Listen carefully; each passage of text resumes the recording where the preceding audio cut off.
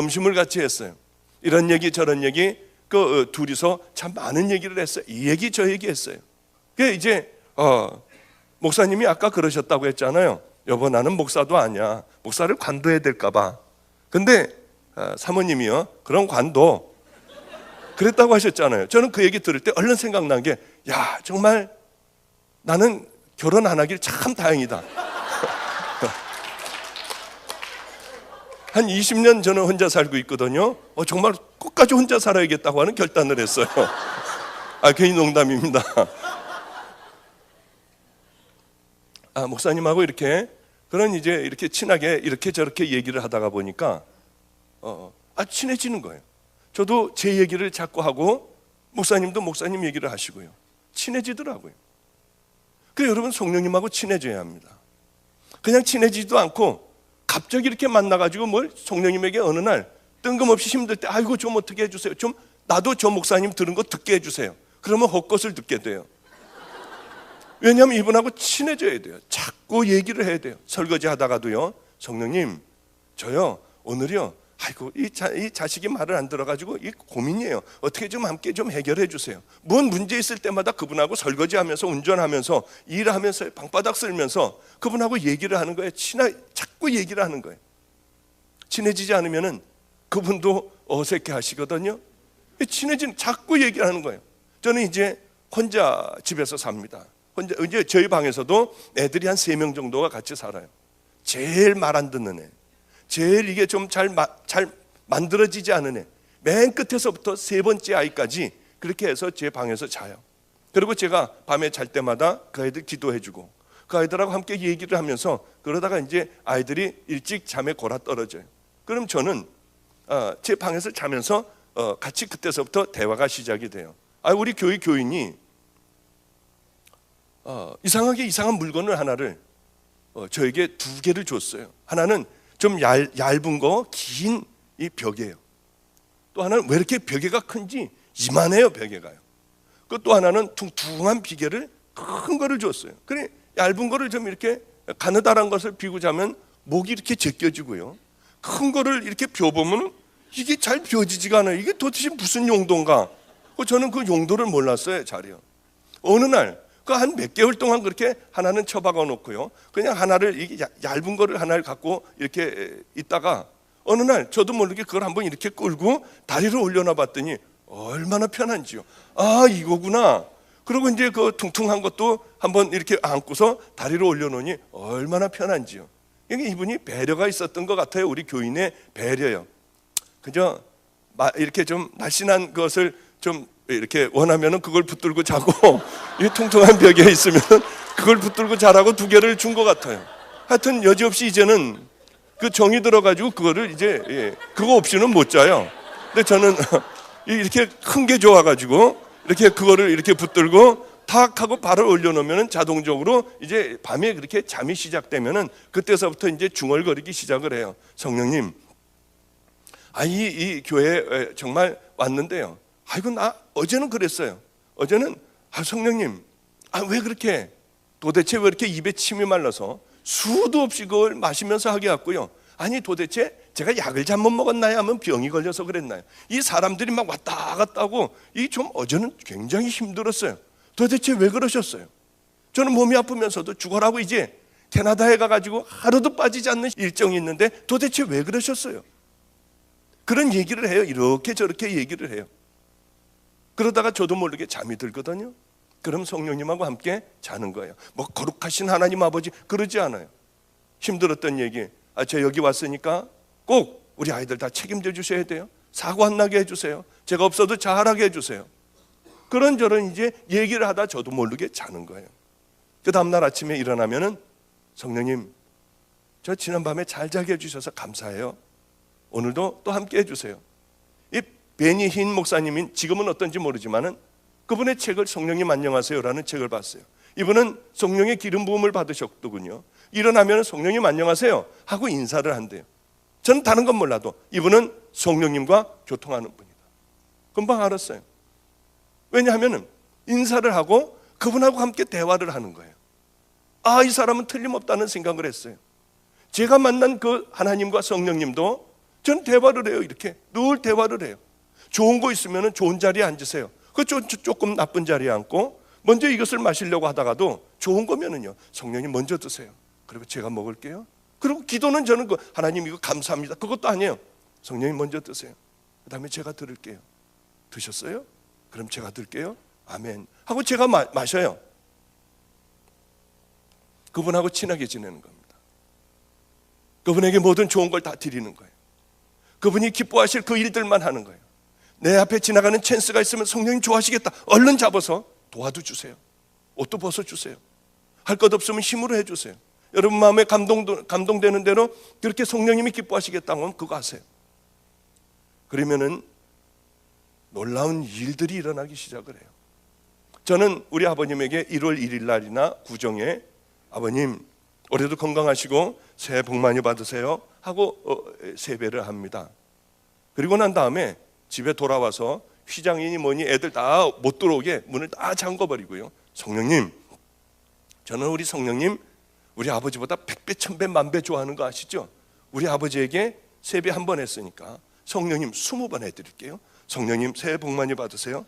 정말 20번을 해요. 사람들은 바보 같다고 생각할 거예요. 어느 서커스단에 어린아이가 그날은 휘장이 뭐가 이 기둥이 잘못돼서 하루를 쉬게 됐다고 그래요. 그래 주일날이었는데 이 꼬마가 가만히 보니 애들이 자기 또래 애들이 교회를 가서 얘도 쉬는 날이니까 따라서 교회를 갔대요. 교회를 갔는데 예수님이 바로 우리를 위하여 십자가에 달려 돌아가셨다고 하는 그 얘기를 듣고 이 아이는 얼마나 마음이 아팠는지 모른대요. 남들은 다 돈을 내는데 지는 돈 낼 것도 없어서 아무것도 못 드리고 온 거예요. 밤에 잠이 오지 않는 거예요.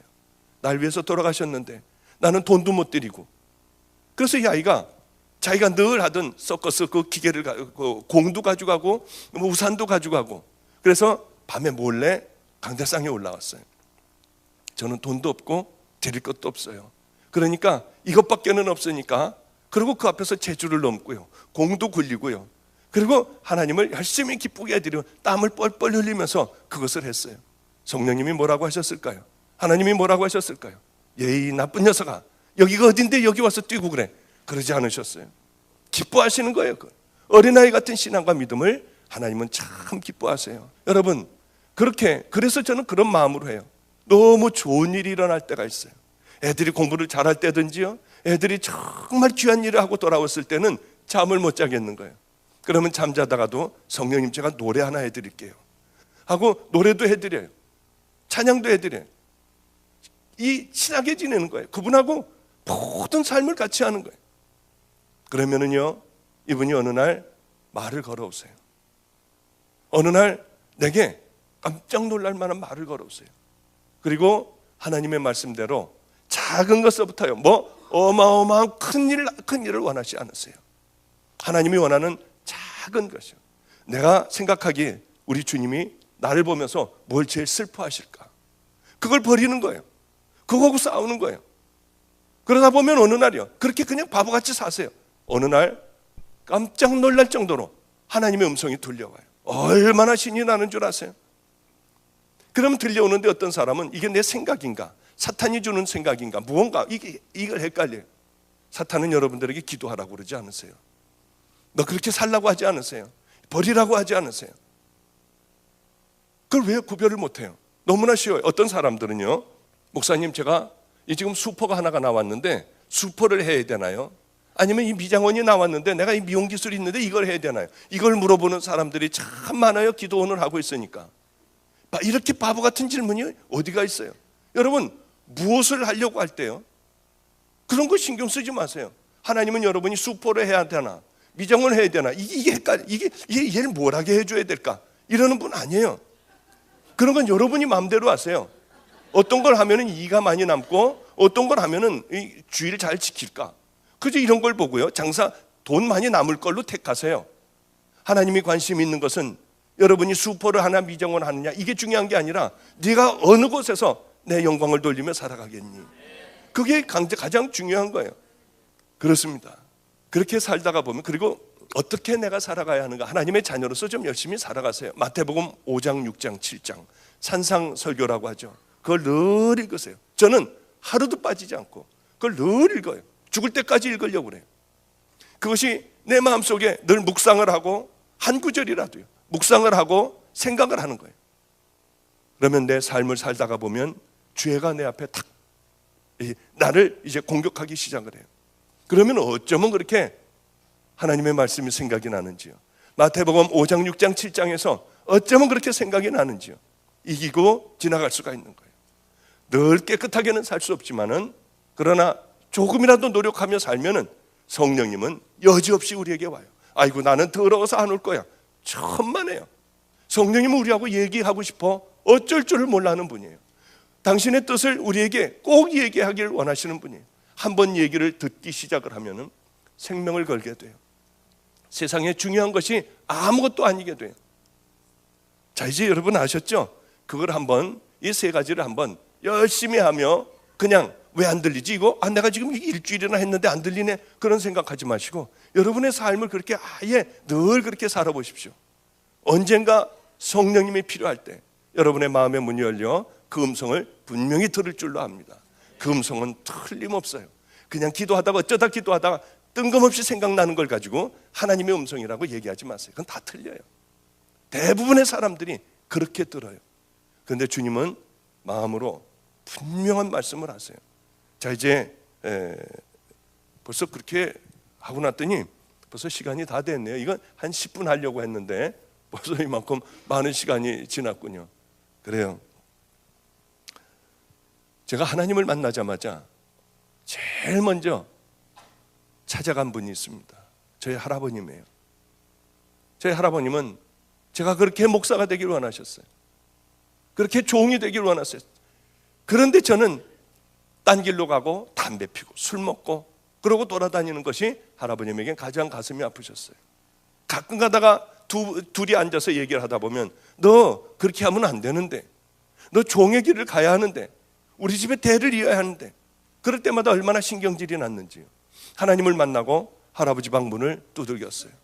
우리 할아버님은 90세가 거의 다 되셔서 원고를 정리하고 계셨습니다. 저에게 반말도 안 하세요. 아이고 우리 장손 오셨나?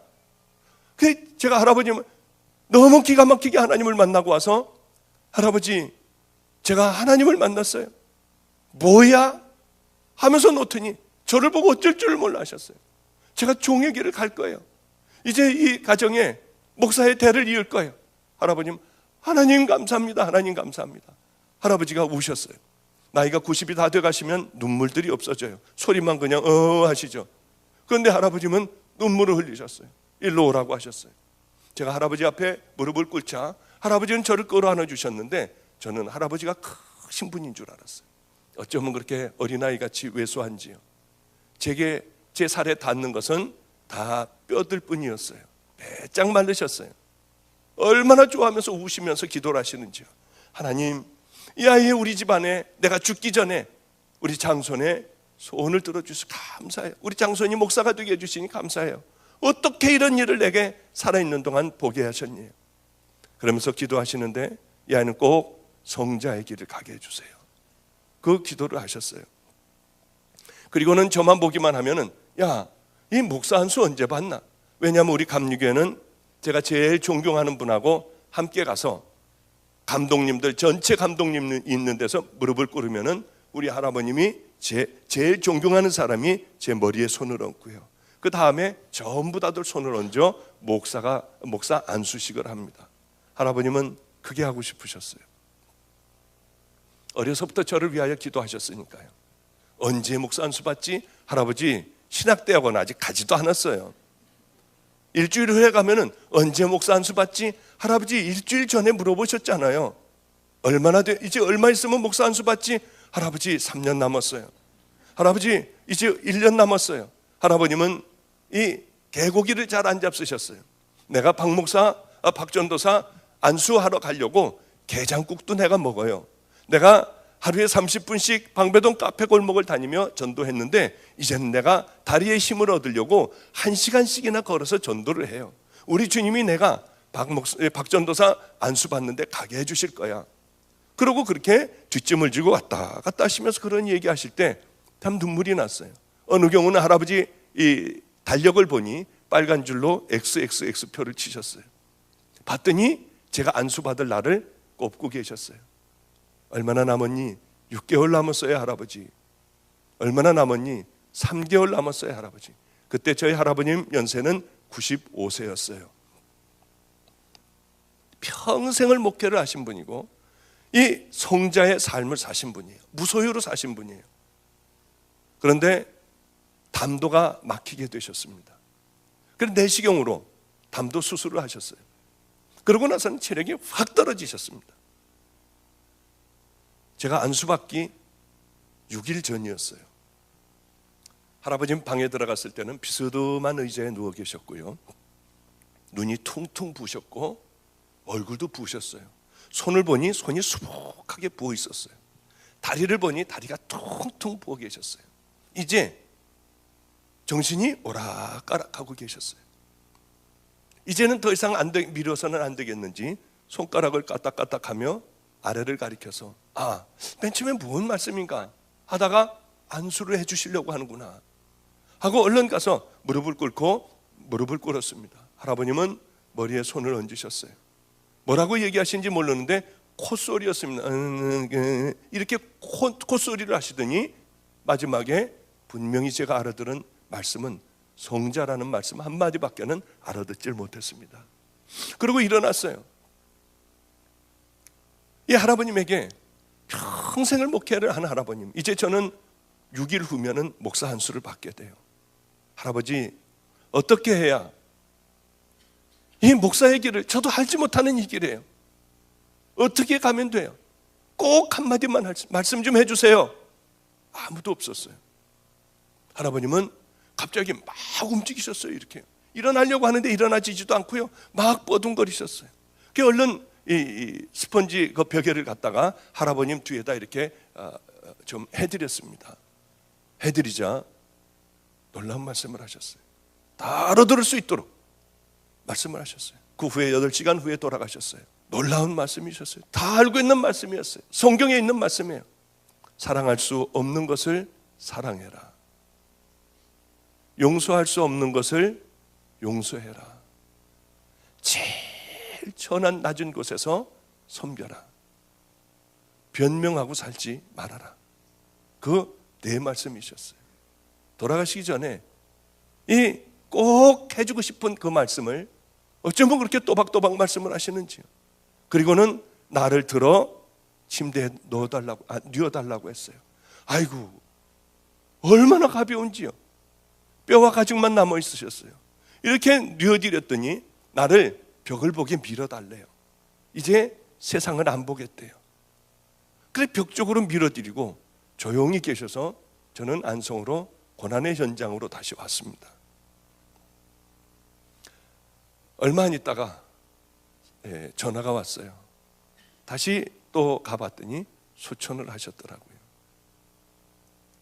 제가 재작년에 플러싱, 뉴욕의 플러싱 제일교회인가요? 감리교회, 그곳에 집회를 가게 됐습니다. 거기에 제 사촌 동생 녀석이 여기서 신학대학에서 박사학위를 받고 거기 부목사로 있었습니다. 얼마나 감격스러운지요.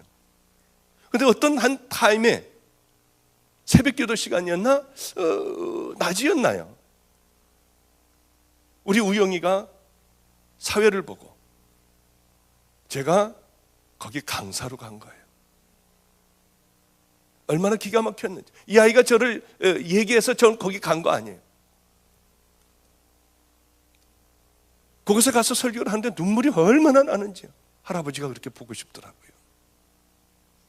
우리 이 할아버지가 우리 이 둘을 보면서 얼마나 기뻐하실까. 이 모습을 봤어야 하는데 정말 꼭 보여드리고 싶더라고요. 거지같이 살고 담배 냄새 풍기고 술 냄새 풍기며 할아버지 앞에 가서 있으면은요, 숨을 안 쉬고 있으면은요, 할아버지는 벌써 냄새를 맡고 괴로워하셨어요.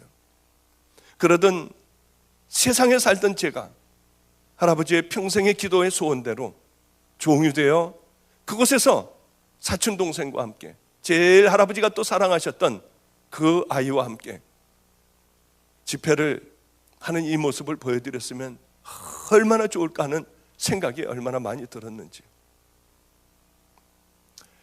왜 이렇게 할아버지 말씀대로 살려고 하는데 안 되든지요. 정말 그렇게 안 되더라고요. 좀 똑바로 해보려고 하는데 그렇게 안 되더라고요. 안성에서, 그러고 이제 할아버님이 돌아가셔서 안성에 이렇게 다시 내려와서 살게 됐습니다. 그 말씀을 꼭 마음에 심고 평생을 내가 담고 살아가야겠다. 근데 어느 여자아이가 있었습니다. 초등학교 6학년짜리 아이였어요. 우리 집에는 그때만 하더라도 이 여자 중에서 제일 밑바닥에 내려갈 수 있는, 제일 밑바닥 인생의 여자가 아기를 하나를 낳았어요. 그래서 여기저기 여기에도 버리고 거기서 못 기르고 여기도 주고요 저기도 주고 하다가 어린아이 4살짜리를 우리 저에게 데리고 왔어요. 목사님이 애를 잘 기른다고 하니 애 좀 맡아달래요. 그 아이가 벌써 이제 중학생이 됐어요. 4살짜리가요. 오줌도 싸고 그러던 아이요. 도대체 이 아이를, 저는 혼자 사니까 이 아이 4살짜리를 어떻게 이 목욕을 시켜야 될지, 물을 떠놓고 너 혼자 들어가서, 걔도 여자 아니에요. 너 혼자 들어가서 어떻게 좀 닦고 머리도 좀 감고 어떻게 나와봐라. 그러고 이렇게 해놓으면은요, 그 4살짜리가 자기 속옷도 주물러서 빨아요. 혼자 머리 밑까지 다 닦고요. 그러고서 갈아입고 나와요. 그거 창피하니까 자기 속옷을 안 보이는 데다 갖다 말려놓고 걸어놓고요. 그런 아주 영악한 아이였어요. 그 아이가 벌써 이제 중학교 1학년이 됐어요. 이 교회 교인 중에 한 분이 저희 교회에 오셔서 우리를 중국집에 가서 우리 집 아이들을 전부 짜장면을 사주셨습니다. 오늘 그런 말씀을 하시더군요. 그 아이 수빈이는 어떻게 됐나요?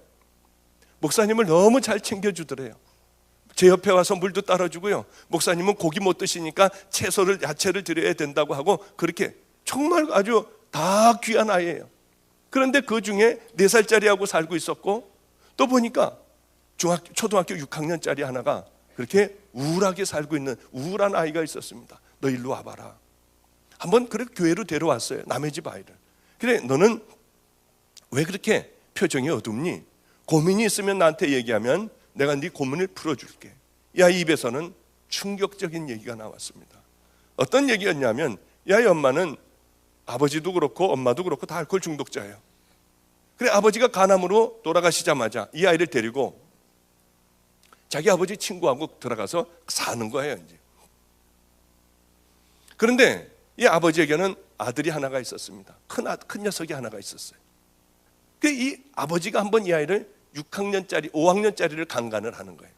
그 다음에 아들이 한번 하고요. 돌아가면서 이렇게 하는 거예요. 이 엄마는 자기 딸이 그런데도 얘가 엄마한테 얘기하면은요, 이 네가 잘못했다고 하고 이 애만 때리고요. 이 미친 사람들이었어요. 보니까 얼마나 화가 나든지. 짐승만도 못하고 쓰레기만도 못한 인간들이더라고요. 너 집에 들어가지 말고 나하고 살자. 그 교회에다가 이제 함께 이 의자에 하나를 주고 거기에 살게 했어요. 얼마나 애가 행복해하는지요. 어느 날 살고 있는데 늘 밤만 되면은 이 부모가 와서 다 때려부셔요. 애 내놓으라고요. 애가 피하지 못하여 막 도망다니면 잡아가지고 머리채를 잡아 끌고 이 2층에서부터 질질질질 끌고 내려와서 애는 죽는다고 울고요. 저는 어떻게 해줄 수도 없고요. 사도신경을 외우면서 막 따라가고요. 그것밖에는 제가 해줄 것이 없었어요. 그러면 집에 갔다가 술 취해서들 다 자니까 맨발 벗고 교회로 다시 도망을 와요. 그 아이를 다시 아빠가 다시 이 목사 어디 갔어? 그러면서 욕을 하면서 오면은 얼른 이 강대상 밑에 숨기도 하고요. 그러면서 얼마나 힘들었는지. 저도 얼마나 매를 맞고요. 머리도 잡히고요. 멱살도 잡히고요. 와서 교회는 다 때려부시고요. 그래 이제 그 사람들이 올 때 되면 문을 다 잠궈버려요. 밑에를요. 셔터까지 다 내려버려요. 그러면은 돌을 던지고 동네방네 소리를 지르는 거예요. 내 딸 내놓으라고요. 내 딸 목사가 데리고 잔다고 내놓으라고 소리 지르는 거예요. 그러면 위에서 이제 2층에서들 그럼 경찰에 신고해버려. 저 목사 경찰에 신고해버려. 난리 법석들을 펴요. 동네에서요. 그러는 날들을 이렇게 보냈습니다. 결국은 부모가 포기를 했어요. 이 아이하고 같이 살게 됐어요. 얼마나 좋았는지요. 이 아이는 공부도 열심히 하고요. 잘 지냈어요. 그런데 이상하게요. 이제 벌써 그런 지가 오랬는데 어느 날서부터는 제가 밤이 껌껌해지면은요 막 불안하기 시작을 한 거예요. 차를 타고 가다가도 이 날씨가 이 밤이 이렇게 좀 해가 넘어갈 때쯤 되면은요 막 불안해가지고 어쩔 줄을 몰라서 차를 세워놓고 저도 모르게 어쩔 줄을 몰라 하는 거예요. 왜 그런지를 모르겠었어요. 이상하더라고요. 왜 이런 병이, 내가 정신병이 걸렸나? 알고 봤더니 주님, 성령님, 저는 도대체 왜 이렇게 불안해요? 밤만 되면 왜 이렇게 불안해가지고 해만 지나치면은 어쩔 줄을 몰라 하는데 이게 왜 그래요? 성령님께서 어느 날 가르쳐 주셨어요. 내 종아, 이제 편한 마음을 먹어라. 너는 해가 질 적에 그 아이의 부모가 찾아와 너를 힘들게 했잖니. 그것은 하늘의 상급으로 쌓였을 것이다. 쌓였다. 해가 질 때 그 부모들이 와서 그렇게 땡깡을 부리고 그래서 내가 이렇게 해만 지면 불안했구나. 주님, 이제 다 잊어버릴게요. 주님의 위로가 있는 그날 저녁서부터 그게 없어졌어요. 얼마나 감사한지요. 그래 이 아이하고는 편안하게 살았습니다. 6학년짜리가 중학교 1학년이 됐고 2학년이 됐고 3학년이 됐어요. 제가 아이를 키보드도 가르쳐주고요, 아이는 아주 행복하게 잘 자라나고 공부를 잘했어요. 중학교 3학년 2학기가 지난 어느 날이었습니다. 이 아이가 사라져버린 거예요. 아무리 찾아도 그럴 리가 없는데 이 아이가 없어져 버렸어요. 어느 날 학교에서 불호령이 내렸습니다. 저를 들어오라고 하는 거예요. 한 열흘 정도 지났을 때였습니다. 가봤더니 교장실에 교장, 교감, 무슨 양호 선생님, 담임 선생님 잔뜩들이 있었어요. 저를 벌레 본 듯 했어요. 왜 그런지 저는 몰랐습니다. 그랬더니 가서 있었더니 애가 애를 이렇게 키웠네요. 저는 할 말이 없었어요. 그 아이가 병들었대요. 그래, 애가 성병 걸린 거 아니에요. 애가 유방이 다 터지려고 하는 것 아니에요. 그 다 지 책임 아니에요. 그래서 죄송합니다. 죄송합니다. 그랬더니 그 아이를 데려오래요. 데려왔는데 이 아이는 머리는 부스스하고요, 머리를 푹 숙이고 울고 있었어요. 너 아프니? 우리 병원 가자고. 그리고 죄송하다고 인사하고 그 아이를 데리고 나오는 제 뒤에다 몹쓸 소리를 했어요. 뒤로 돌아서서 뭐라고 할까 하다가 꾹 참고 그 아이를 데리고 왔어요. 너 아프면 병원 가야지. 그동안 어디 가 있었니? 그리고 이제 병원을 데려갔어요. 다 치료가 됐어요. 아마 한 일주일 치료를 받았나요? 여기도 다 짤 거 째고 성병도 전부 다 치료를 받았어요. 저는 왜 그런지 이미 소식을 들어 알고 있었습니다. 이 아이가 학교에서 나오다가 그 오빠가 군대를 갔는데 군대에 갔다가 휴가 나온 오빠하고 만났어요. 그런데 이상하게 오빠 품이 그리워지더라는 거예요. 그렇게 죽이고 싶었는데 그날은 왠지 모르게 그렇게 그 마음이 들었대요. 그래 오빠하고, 휴가 나온 오빠하고 열흘간을 아이가 같이 지냈어요. 그러면서 성병이 걸렸고 이렇게 유방이 막 곪고 그랬던 모양이에요. 아마 얘가 우리 집에는 다시 들어올 수는 없고 무섭고 막 냄새는 나고 어쩔 줄 몰라 하다가 양호 선생님을 찾아갔습니다. 그러니까 상담을 했어요. 양호 선생님이 보니 이 지경이거든요. 너 누가 그랬어? 이거 누가 이렇게 했어?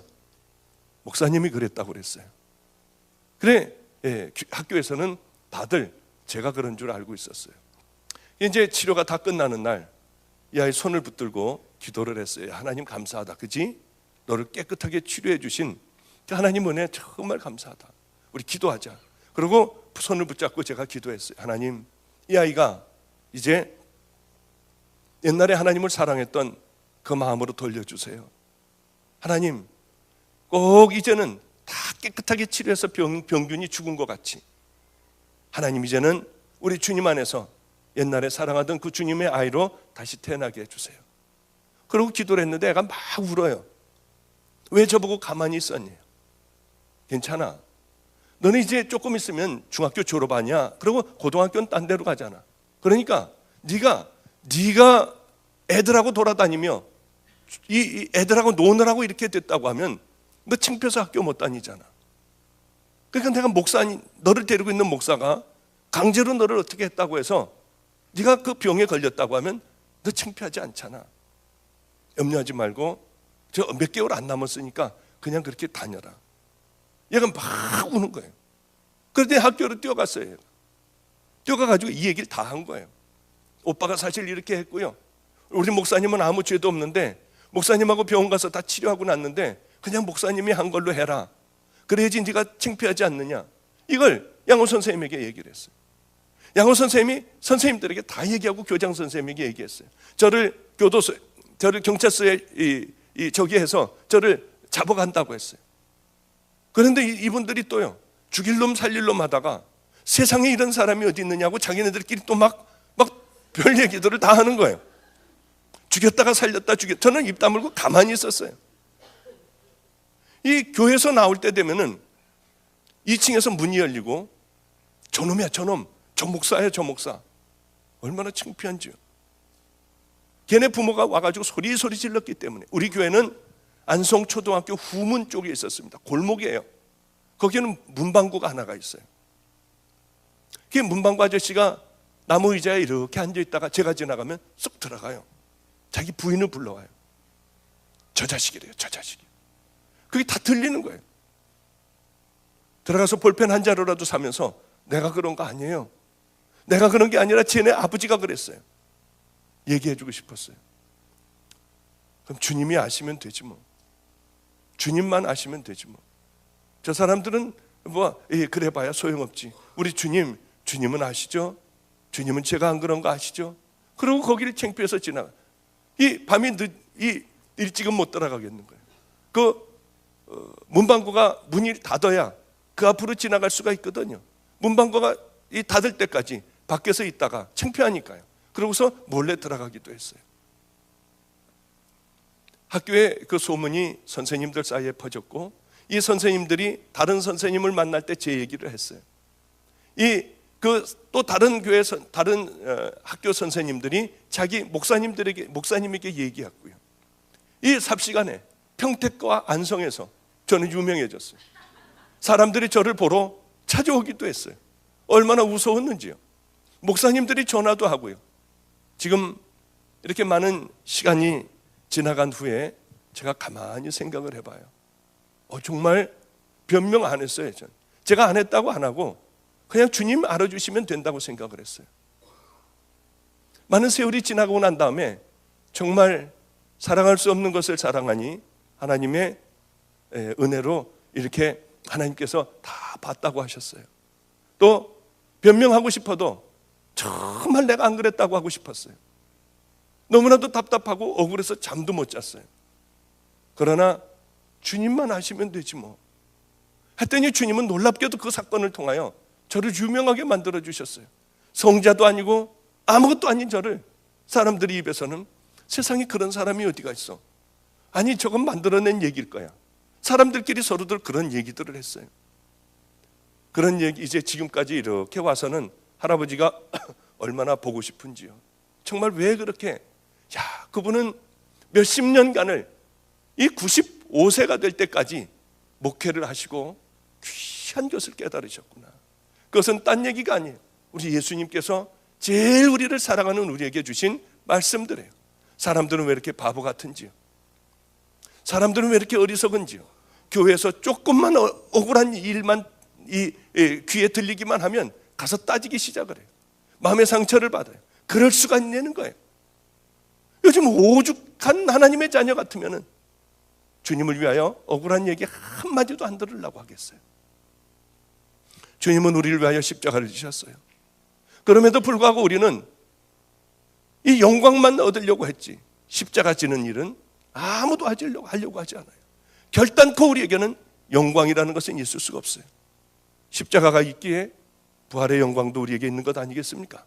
여러분 이제는 생각을 바꾸세요. 가치관을 바꾸세요. 주님을 위하여 나는 고난을 받겠다. 주님을 위하여 교회에서도 억울한 일 당해도 나는 입 다물고 있겠다. 그동안 내가 잘못한 거 있으면요, 여러분 오늘 이 시간을 통하여 회개하세요. 그럼 여러분은 오늘을 통하여 바로 이 시간을 통하여 하나님의 자녀가 되는 거예요. 이번 주일에 제가 이제 오면서 우리 교회에 주일 우리 교회에 강사를 제가 없는 동안에 누구를 청빙을 할까? 주님, 꼭 제가 없는 동안에 이 제가 못 주는 것을 우리 교인들에게 마음껏 줄 수 있는 그 강사를 반드시 그 사람을 보내주세요. 그리고 기도하며 저는 가슴 두근거리면서 기다렸어요. 과연 이 사람이 누굴까? 하나님의 사람, 이 사람이 누굴까? 제가 기도를 오래 했거든요. 꼭 그 사람이야, 하나님. 그 사람 아니면 안 돼요. 제가 존경할 수 있고 그분의 삶을 따라 살 수 있는 그분을 보내주세요. 제가 그렇게 기도를 했어요. 우리 주님은 그렇게 하신다고 하셨어요. 누굴까? 어느 분일까? 그리고 여러 사람들에게 부탁을 했어요. 저는 바빠서 제 일을 보느라고 우리 아이들에게 부탁을 해놨습니다. 누구를 모셔야 될까? 기도하며 한번 선정을 해보자. 몇 명이 쭉 올라왔어요. 가능한 분이요. 주일날 설교 쓱 보다 보는데 제 눈에 확 들어오는 이름이 하나가 있었습니다. 이삭 목사님. 그분에게 얼른 전화를 걸라고 했어요. 이분은 1년 내내 시간이 없는 분이지만 유일하게 이번 이 돌아오는 주일이요, 그 주일날 시간이 있다고 하셨어요. 그분의 얘기를 제가 잠깐 하겠습니다. 여러분들 잘 아실 거예요. 미국 시민권을 가지고 있는 그 목사님이시니까요. 목사님 아시네요, 그죠? 이삭 선교사님이요.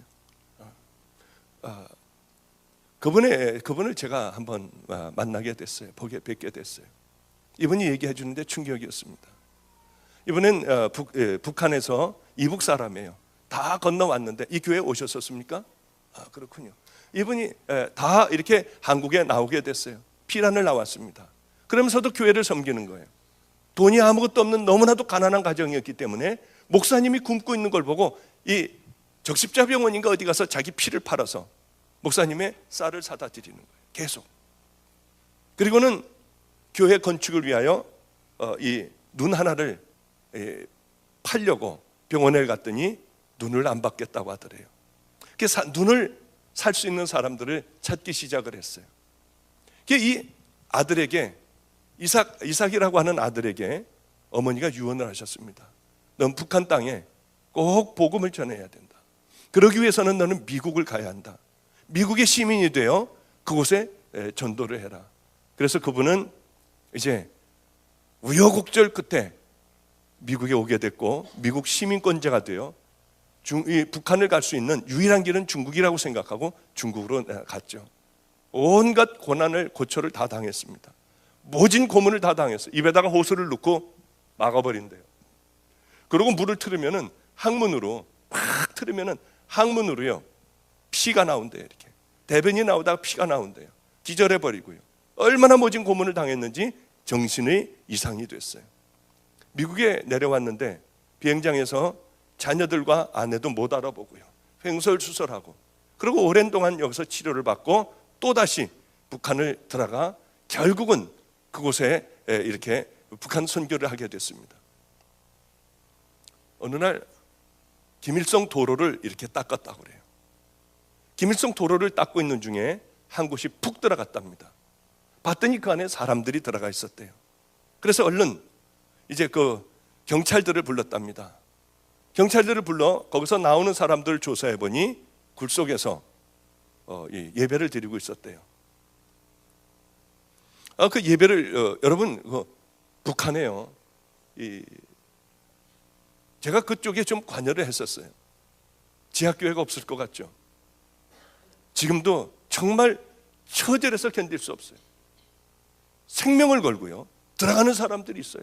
제가 그것은 여기서 자세히 못해요. 얘기 못해요. 정말 들어갑니다.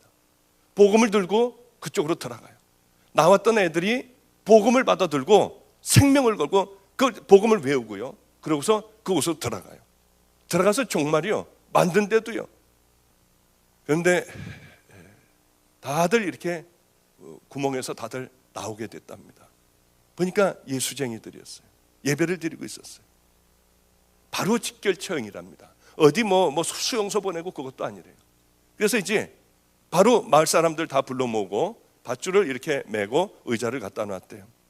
어린애에서부터 이 지도자까지 다 있었답니다. 그 어린아이를 먼저 이런 악질들은 먼저 부모가 이 부모 가슴을 아프게 해야 된다고 그래서 어린애를 먼저 밧줄을 목에다 걸고 그러고 있었대요. 근데 엄마 무섭다고 애가 막 소리를 지르더래요. 조금 있으면은 이제 너 천국 가자니, 우리가 지금 이 시간을 위하여 여태까지 고생해 왔잖니, 조금만 기다려라 하는데 다리로 탁 차니까 애가 뻐둥 매달려서 죽었대요. 그렇게들 죽이다가 드디어는 지도자를 죽일 차례가 됐다고 그럽니다. 그래서 이제 말뚝을 양쪽에다 받고, 이거는 그렇게 악질은 그렇게 죽여서는 안 된다고 하고, 그 이제 부르도자 크레인, 그 부르도자 있지 않습니까? 그걸로 다리서부터 천천히 올라가라, 천천히 깔아 죽여야 된다. 그래가지고 천천히 부르도자로 깔기 시작을 했대요. 근데 다리 쪽으로 이렇게 다리를 지나가니까 이 지도자가 아글아글 쓰더래요. 얼마나 아프겠습니까? 뭐 기도나 제대로 나오겠어요 거기. 악을 쓰고 오는데, 무릎까지 오는데요, 아글아글 쓰더래요. 천천히 일부러들 웃으면서 천천히 그 부르도자를 밀고 왔답니다. 그런데 놀랍게도 무릎까지 오자마자 저기가 찬양을 하더라는 거예요. 아까 여러분들 그 찬양을 들으면서, 아, 우리 교회에 이번 주에 오시는 이삭 선교사님 말씀이구나. 그리고 얼마나 찬양을 하면서 제가 은혜를 뜨겁게 받았는지 몰라요. 아까 찬양을 하는데 이런 찬양을 하더군요. 북한의 지도자가 그 성경 가리키는 지도자가 바로 그 찬양을 했어요. 내 구주 예수를 더욱 사랑, 이 엎드려 비는 말 들으소서, 내 진정 소원이 내 구주 예수를 더욱 사랑 그 찬양을 하더라는 거예요. 그러면서 이 깔고 머리까지 다 지나갔대요. 하나님께서 이 부르도자가 밀고 들어오니 하나님께서 고통을 인쳐주셨구나. 아, 이분에게 마지막 하나님 사랑한다고 하는 고백을 하고 우리 주님 앞에 가게 했구나. 얼마나 은혜스러웠는지요. 그분이 이번 주에 우리 교회에 오셔가지고 말씀을 전해주세요. 그분 얘기를 듣고 있으면 도대체, 아까 목사님이 그 말씀을 하셨지만 나도 목사 관둬야 될 것 같아. 그 생각이요, 아까 그렇게 저도 났어요. 귀한 하나님의 사람들이 참 많습니다. 여러분, 이제 우리 511장, 제가 찬양을 목이 아파서 잘 못하거든요. 아까 했던 분들 좀 나오셔가지고, 다 나오셔서요. 여기 계신가요 다? 좀 나오셔서 우리 찬양 뜨겁게 하고 오늘 한번 통성기도로 한번 해보죠. 이 찬양 끝나고 한번 우리 죽도록 한번 기도해보죠. 정말 우리들의 가치관과 우리들의 삶을 좀 변화시켜달라고요. 정말 우리들 회개할 수 있게 해달라고요. 511장 우리 찬양하고 뜨겁게 기도하는 시간 갖겠습니다. 여러분, 정말로 몸이 아픈 분들이 있으면은 여기 나와서 서시면은 제가 몸이 좀 조금 나아졌으니 제가 기도를 해드리겠습니다. 몸 아픈 분들은 철저하게 회개하고 하나님 앞에 여러분들이 나오시면 그분은 여러분들의 믿음을 통하여 오늘 놀라운 기적의 역사를 베풀어 주실 겁니다. 우리 뜨겁게 511장 부르고 기도하겠습니다.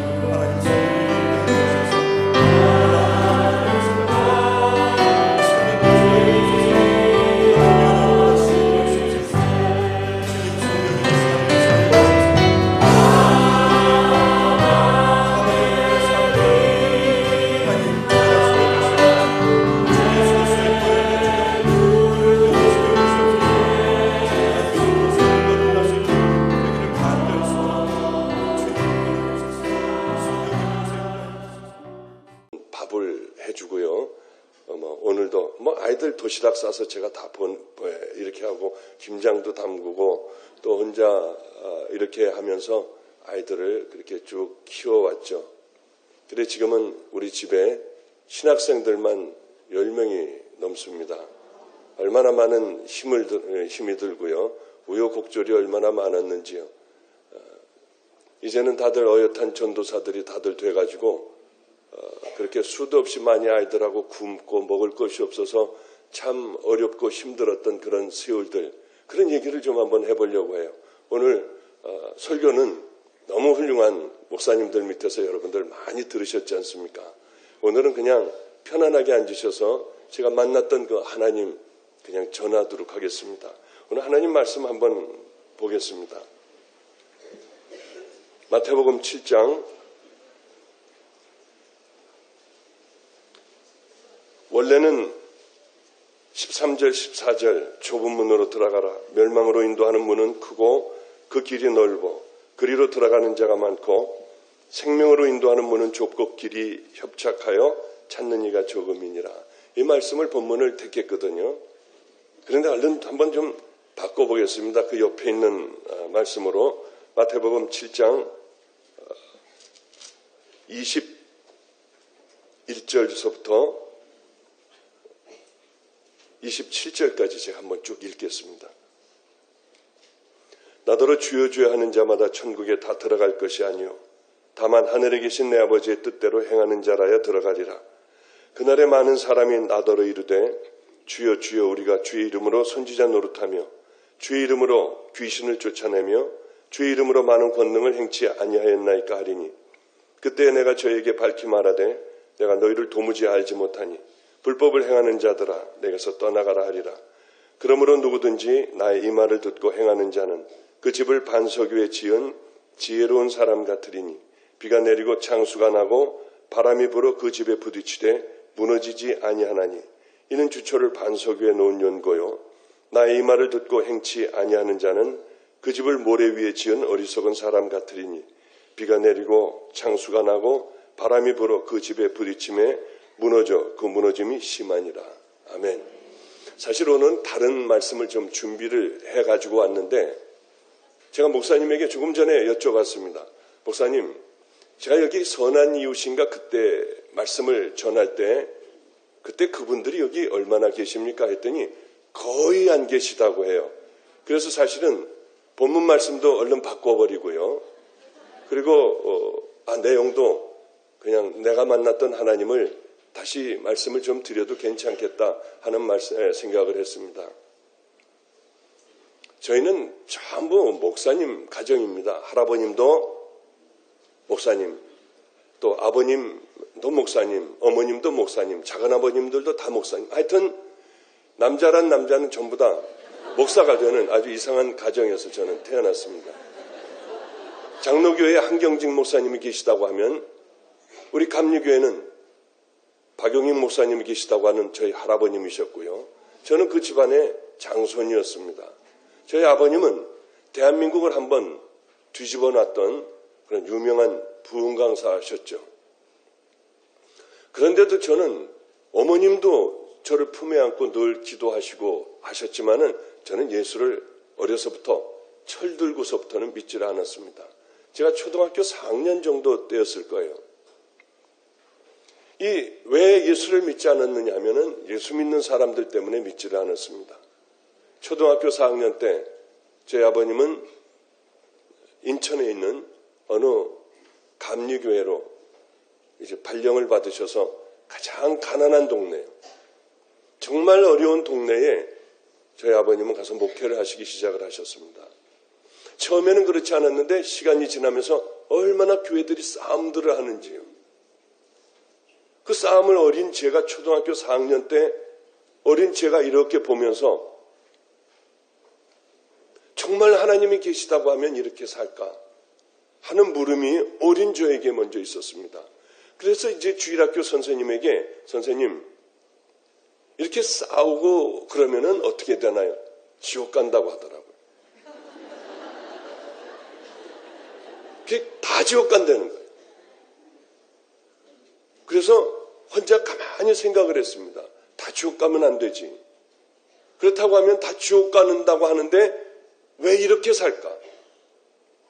정말 지옥을 간다고 하면 정말 이렇게 살 수가 있을까 하는 어린아이가 그런 생각을 했습니다. 그러면서 저 혼자 마음으로 결단을 했어요. 아, 이게 가짜구나.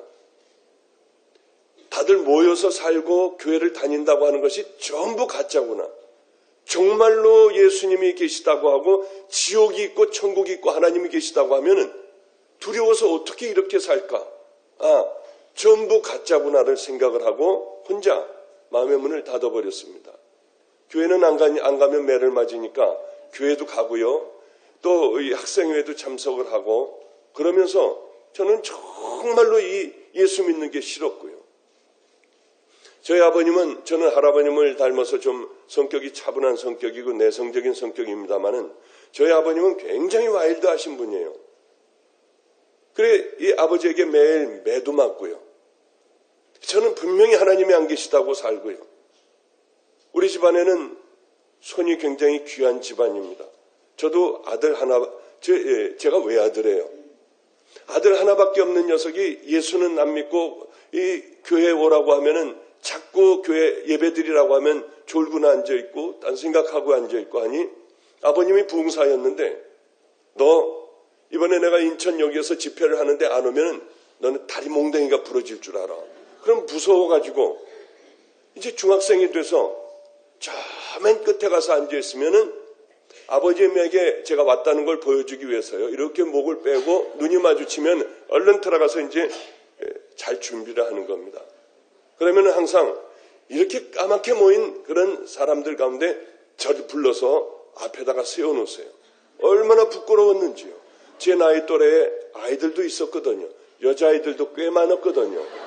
그런데 앞에다 세워놓고 제가 이제 아버지 앞에서 죽을 것 같은 심정으로 나와서 우리 아버님 앞에 서서 떨고 있으면은 뒤로 돌으래요. 이 사람들도 보지 못하고 머리를 숙이고 있으면 머리를 들라고 해요. 사람들 앞에서 얼마나 부끄럽고 창피한지요. 근데 거기서 우리 아들 녀석 하나가 있는데 이게 믿음이 없다는 거예요. 그리고 GM이 치마폭에서 놀아나는 녀석이라고 하는데 얼마나 부끄럽고 치욕스럽든지요. 죽어버리고 싶었어요. 예배가 끝나고 나면 인천에 있는 홍여문이라고 있습니다. 거길 올라가는 거예요. 거기서 자살하는 사람들이 많았거든요. 너무 부끄럽고 창피해서요. 그 위에서 올라가서 떨어지려고 하다가 보면 왜냐하면 우리 아버지가 제일 싫어하는 그 일을 하고 싶은 거예요. 올라가서 뛰어내리려고 하다가 보면 너무 아플 것 같아요. 너무 까마득하고요. 그래서 거기서 한참 쳐다보다 그냥 내려오곤 했던 불행한 하나님을 정말 싫어하는 그런 인생을 저는 살아가게 됐어요. 그러다 또 오라고 하면은요, 그 집회에 또 나가서 앉아있는 거예요. 이번에는 뒤에 앉아있으면 불러낼까봐 적당히 앞에서 좀 이만큼 있는 데 가서요, 이제 겨우 눈을 마주치면은 가슴이 떨리기 시작하는 거예요. 또 나오라고 하나. 또 나오라고 하면 어떻게 하지? 이번엔 진짜 죽어버릴 거야. 어린아이가 그런 마음을 갖고 예배를 참석을 하는 거예요. 은혜는 무슨 은혜를 받아요? 하나도 은혜도 못 받고요. 서로 사랑해야 됩니다. 그러면은 아니 밤낮 나는 때리면서 왜 저 위에서는 사랑하라고 하실까? 그리고 이따가 보면 저기 우리 아들 녀석이 와 있는데 하면 사람들이요 다 뒤를 돌아서 저를 쳐다보는 거예요. 얼마나 싫은지요. 근데 저 나름대로 노하우라는 게 또 거기서 생기대요. 사람들이 저를 착 쳐다보면은요, 저도 한번 이렇게 뒤로 한 번만 쳐다보면은 오만 아이가 자기 아니라고 하고요. 그런 너무나도 힘든 그런 세월들을 보냈습니다. 그러다가 저는 이제 고등학교를 인천에서 벗어나서 서울로 가게 됐어요. 그때는 죄송한 말씀이지만은 공부 못하는 애들은 다 신학대학을 갔습니다. 목사들이 됐어요. 공부 못하는 애들이 교회에서 그냥 이렇게 밤도 새고요. 밤낮 교회에서 자고 했는데 공부 잘하는 애들은 절대로 목사가 되는 법이 없었거든요. 저는 그래서 목사가 안 되려고 얼마나 열심히 나쁜 머리로 공부를 했는지요. 그래 이제 서울로 드디어 가게 됐고요. 저희 할아버님이 종교교회라고 하는 그 교회 담임 목사님으로 계시고, 저는 이제 저희 할아버님이 광화문에 계셨는데 종교교회라고요. 제 학교가 배재고등학교라고 이제 거기서 가까운 곳이니까 할아버님 댁에 가서 이제 살게 되었습니다. 얼마나 좋았는지요.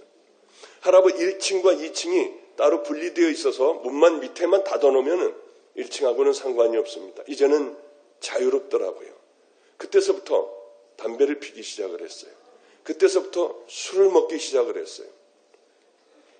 늘 술을 먹고, 그리고 그 밤에는 그렇게 잠을 자는 거예요. 늘 담배를 거기서 늘 피웠어요. 그러던 교회가 제가 집회도 가게 됐고요. 참 기가 막힌 그런 마음이 들었습니다. 어떻게 이 교회에 와서 내가 집회를 할 수가 있었을까? 하여튼 그만큼 저는 하나님이라고 하면은 그때서부터는 하나님을 믿지 않고요. 아예 교회도 안 가고 하나님하고는 완전히 이제 떠나게 됐습니다. 그래, 의사도 됐고요. 사람들이 뭐 괜찮은 게 의사라고 해요. 그 결혼도 뭐 이렇게 이름을 대면 금방 알 수 있는 어떤 그런 부잣집으로요. 저는 결혼을 했어요. 그러니 얼마나 살기가 편하든지요. 정말 편안하더군요. 그래, 그때는 왜 그때 당시에는 열쇠를 몇 개 갖고 오느냐, 뭐 이런 쓸데없는 얘기들로 자랑을 삼곤 했는데, 저는 참 다른 아이들보다 그래, 이제는 평생을 잘 먹고 살겠구나. 그래서 골프를 치러 다녔어요. 아마 여기 사랑의 교회에서 골프 제일 잘 치는 사람과 저와 같이 한번 맞닥뜨려서 치면은 아마 별로 그렇게 제가 지지 않을 정도로 저는 밤낮 그렇게 놀면서 살아갔습니다. 돈 가지고 뭐 라스베가스나 리노 쪽에 가서요. 그 시절에도요. 가서 노름이나 하고 돌아다니고 건달 같은 삶을 살았어요. 얼마나 참 인생이 편안하고 좋은지요. 저희 할아버님이나 아버님을 보면 왜 그렇게 사는지, 얼마나 참 한심했는지 몰라요. 왜 예수 믿는다고 하는 것은 왜 저런 걸 붙잡고 저렇게 하고 살고 계실까? 그러던 어느 날이었습니다. 저는 제 가정이 깨질 줄은 몰랐어요. 정말 제 가정이 깨질 줄은 몰랐는데 가정이 깨지더군요. 저는 아들을 하나를 뒀습니다. 그 아들이 우울하고 방에 들어가서 나오질 않아요. 그 큰 집에서 그 아이와 저와 둘이서 사는 거예요. 인생이 얼마나 기가 막힌지요. 저에게 불행이 다가올 줄은 몰랐거든요. 그때서부터 매일 술을 퍼먹었어요. 그날도 술이 이만큼이 취해가지고 제 인생을 바꾼 날입니다. 술이 이만큼이 취해가지고 이제 아들이 1980년대니까 큰 컴퓨터를 하나를 사줘서 그 아이는 오락을 하고 있었습니다. 술이 이만큼 취해서 아들을 보는데 얼마나 불쌍한지. 이제 저 녀석하고 저하고 둘이 살아가야 하는 거예요. 술이 취해서 담배를 입에 물고 비틀비틀거리며 아빠 다녀오셨어요? 그 모습을 보는데 굉장히 마음이 아프더라고요. 갑자기 얼마 있다가 제 몸에 이상이 왔습니다. 딴 세계에 와 있는 것 같았어요. 근데 그것이 얼마나 빨리 진행이 되는지요. 확 하고 숨을 못 쉬겠으면서 엄청난 가슴에 통증이 오며 점점 정신을 잃어가는 거예요. 얼른 저는 두 마디밖에는 못했습니다. 용감하게 살아, 씩씩하게 살아, 119 하고 저는 그만 가버렸어요. 여러분 왜 웃으세요 그거? 여기 이상하시군요. 심장마비가 와서 심장이 멈춰버렸습니다. 근데 그때가 마침 80년대가 후반 쪽이요. 그때가 마침 119 구급대가 만들어지고요. 그래서 그 구급대가 와서 막 한참 이런 것들을 할 수 있는 사람들이 우리 집 바로 그 근처에 있다가 어떻게 이 아이가 보니까 죽어가니까 119라고 하니까 119에 걸어서 우리 아빠 죽어간다고 했어요. 이 사람들이 바로 뛰어들어와 넘어져 있는 저에게 심폐소생술이라고 있습니다. 심장이 멎으면은 이제 호흡도 하게 하고 심장도 뛰게 하고 하는 그런 것을 할 줄 아는 분이었어요.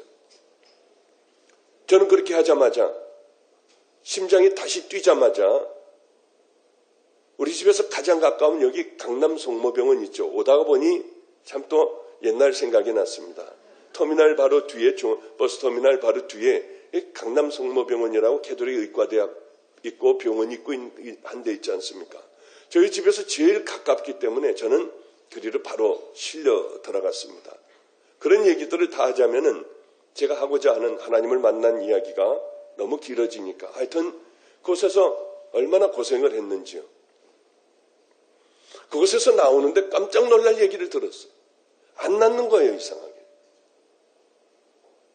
심장이 빨리 뛸 때는 한 300번 이상이 뛰어요.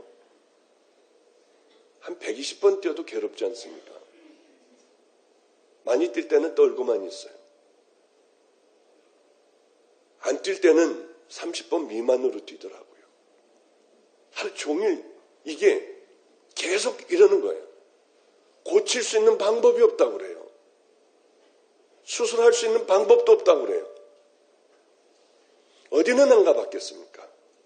별의별 곳을 다 가봤습니다. 참 기가 막혔어요. 저는 아이들하고 버려진 아이들과 또 그렇지 않은 아이들, 온갖 사연을 다 담고 있는 아이들과 함께 삽니다. 정상적인 아이도 있습니다. 그것은 얼마 되지 않아요. 우리 아이 중에 하나가 공부를 잘하는 아이가 있느냐 하면 정말 공부를 못하는 아이도 있고요. 여러 종류의 아이들이 있는데 이 아이는 공부를 굉장히 잘하는 아이입니다. 서울대도 갈 수 있고 연세대도 갈 수 있고 고려대도 갈 수 있고 원하는 건 다 할 수 있는 아이였어요. 그만큼 굉장히 똑똑했습니다. 벌써 고등학교 때 소설, 영어로 다 된 소설도 읽고요. 목적이 이끄는 삶, 그것도 영어로 보면 그렇게 은혜를 받고요. 어려서부터 애가 공부를 잘했습니다. 그래, 너는 좀 다른 방향으로 나가는 게 어떻겠니? 자기는 목사가 되겠대요. 그래서 감리교 신학대학도 1등으로 들어간 아이예요. 이 아이가 저하고 똑같은 병에 걸린 거예요. 이 아이가 쓰러지면 얼른 데리고 인천이니까요. 인하대학교 부속병원으로, 대학 부속병원으로 싣고 가면은 의사는 아무것도 해줄 게 없대요. 혹시 모르니까 서울대 병원에 한번 좀 가보든지 하라고 하는 얘기를 듣고 우리는 힘없이 또 나오고 했어요. 그러나 분명한 것은 저를 치유하여 주신 그 하나님의 손길이 그 아이도 반드시 치유하여 주실 줄로 믿습니다. 여러분 그 아이를 위하여 기도해 주세요. 김윤이라고 하는 감리교 신학대학 다니는 아이예요. 이제는 많이 좋아져. 그러나 며칠 전에도 저번 주일에도 그렇게 심장이 아파서 일어나질 못했어요. 제가 만났던 그 하나님을, 소망의 하나님을 그 아이도 분명히 만날 줄 알고 기도하고 있는 중입니다. 제가 바로 그 병에 걸렸어요. 그랬는데 얼마나 두려운지요. 얼마나 무서운지요. 이 심장이 빨리 뛰기 시작하면은 곧 죽을 것 같고요. 심장이 또 천천히 뛰면은 어떤 증상이 오느냐면 이 병이 있으니까 자살을 하고 싶은 마음이 자꾸 드는 거예요. 근데 이 몸 자체가 괴로워 자살을 하는 것이 아니라 그렇게 천천히 뛰면 뭐가 어떻게 돼가지고요. 뇌 쪽에 뭐가 분비가 이렇게 돼가지고 자살을 자꾸 시도를 한다고 하는 거예요. 얼마나 무서웠는지 몰라요. 하나님을 믿지 않으니 죽으면 끝나는 것 아닙니까? 어떤 때는 저를 관에다 넣고 제가 죽었어요. 그래서 이제 땅을 파고 사람들이 우는 가운데 제 관을 하관을 하고 흙을 덮는데 꿈에서요. 저럭저럭 하고 흙을 덮어요. 그런데 이상하게 막 내가 살아있는데 덮어서 날 살려달라고 막 아글아글 쓰는데 이 사람들이 다 덮어버려요. 숨을 못 쉬겠는 거예요. 산소가 이제 다 떨어졌어요. 힘을 쓰다가 두려움 갖고 공포 속에서 힘을 쓰다가 깨어나 보면 정말 제가 입술이 새카맣게 돼서 숨을 쉬질 못하고 있었어요. 숨을 못 쉰다고 하는 것처럼 또 괴로운 것, 이것처럼 무서운 것 아, 이제 죽음이 오는구나 하는 것처럼 세상에서 두렵고 괴로운 건 없습니다. 그런데 이상하게